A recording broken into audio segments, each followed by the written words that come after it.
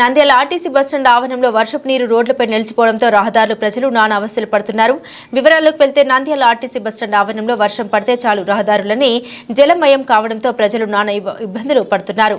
అక్కడ వేలకు వేలు షాపులు అద్దెకు తీసుకోవడం జరిగింది. అయితే డ్రైనేజీ వాటర్ నిలిచిపోవడంతో వ్యాపారస్తులు నానా అవస్థలు పడుతున్నారు. ఇప్పటికైనా ఆర్టీసీ అధికారులు స్పందించి డ్రైనేజీ వాటర్ నిల్వ లేకుండా చేయాలని, అదేవిధంగా రోడ్లు వేయాలని ఆవేదన వ్యక్తం చేశారు.